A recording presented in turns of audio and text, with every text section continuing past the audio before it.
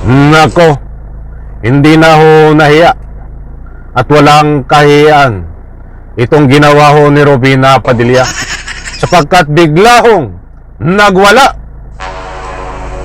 Hinarang ho itong mga OFW at dinamay. Alright, welcome back to my YouTube channel. I'm Andy's Vlog. Matindi ho ito. Itong ginawa na naman ni Robina Padilla. Nagwala ho at sa kanyang pagwawala ay dinadamay ho itong mga OFW.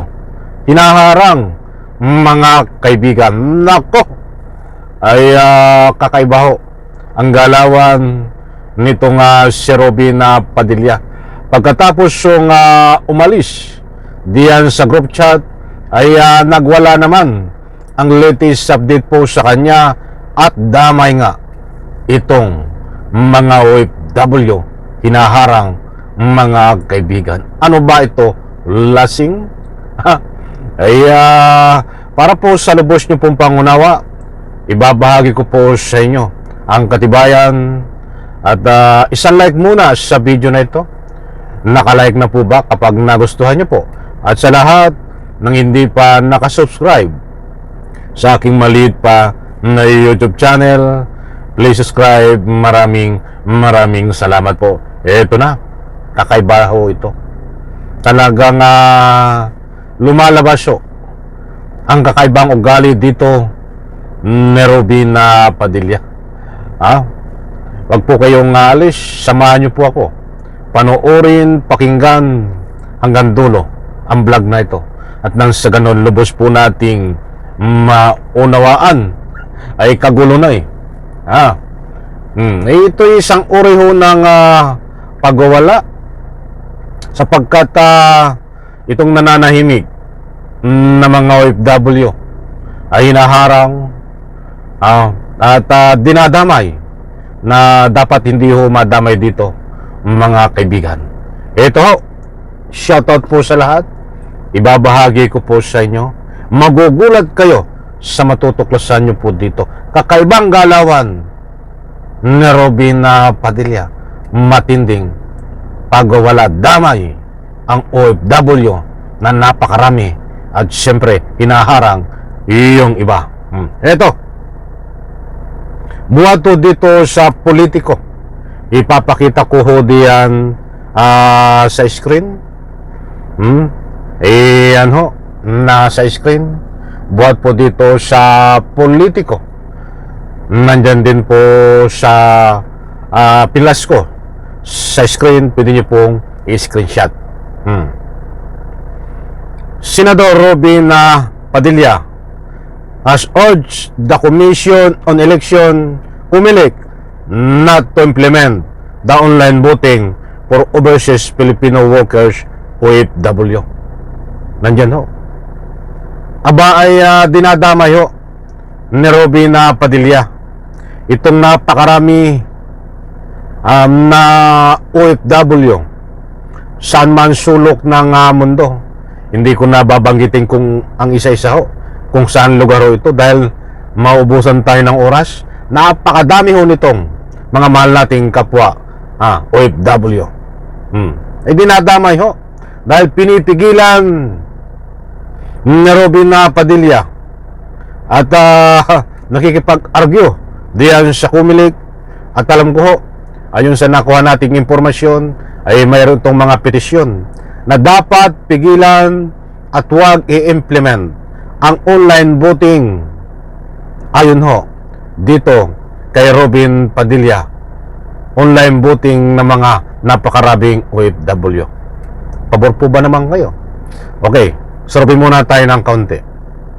Sa lahat ng mga OFW, pabor po ba kayo na pigilan ni Robin Padilla ang online voting? Any reaction? Diyan sa comment section, inaanyayahan ko po kayo magbigay ng anumang public opinion. Robin to COMELEC head calls of OFWs against online voting. Pinipigilan ni Robin Padilla dahil ayaw daw ho ng mga OFW ng ganyang online voting at ang gusto ay yung mano-mano. Anak na katakot-takot. Anong nasa isip nitong si Robin Padilla? Kaya't ang dami yung nagbibigay ng anumang public opinion kahit saan ho kayo pumasyal. Malalaking stream media, social media, na ito isang uri na naman ng pagwawala ni Robin Padilla upang manggulo. Disclaimer lang ho, maraming uri ho ng pagwawala. Hindi lang po ang matatawag natin pagwawala ay yung suntukan ka, anumang aksyon ng kamay o iyong pagkatao. Ang ganitong uri din ho, mga galawan ni Senador Robin Padilla ay isang uri daw di umano ng pagwawala na ayon ho sa mga nagbibigay ng anumang public opinion na hindi po natin masisisihan. Talaga namang yan naman ang galawan ni Robin Padilla. At nirespeto ko ang inyong mga public opinion.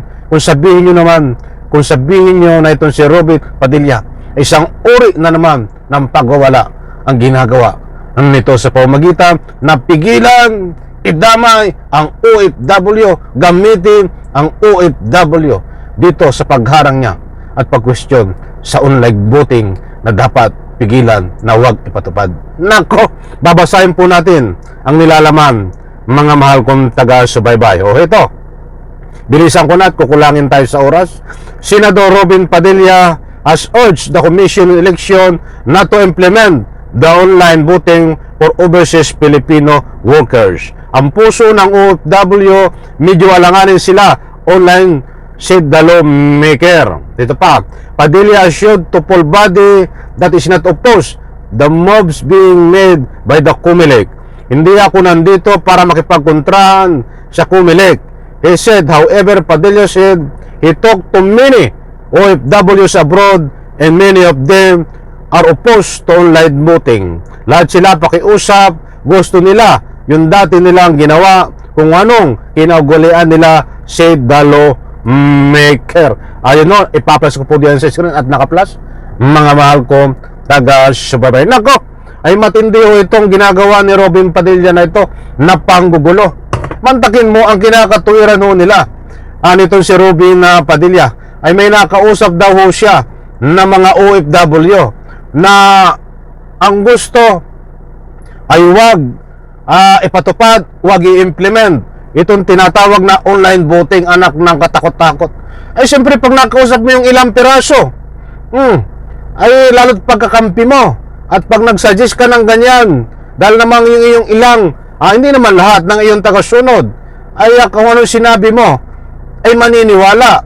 Eh ngayon ginagamit mong OFW na sasabihin mo na ilang OFW, yun ang iyong argue, ilang piraso lang na ayaw sa online voting. Nako, ay ako ay lumaki diyan sa Hong Kong. At dyan din ako tumitira at pabalik-balik po tayo diyan. Napakarami ang OFW sa Hong Kong. Lalo-lalo na po diyan sa Sentral. Yan ba ay nakausap nyo? Kahit yung umattend sa rally nung pumunta si Digong bago mahuli, ay wala pa ho sa 1/4 ang umattend. Napakarami yung OFW diyan sa Hong Kong. Tapos ilang piraso lang ang nakausap mo, Robin Padilla. Sasabihin mo na dapat ipatigil dahil yan ang gustong iutos ng OFW. Anak ng katakot-takot, Robin Padilla. Lumabas na naman ang kabiuhan mo dito, Bob.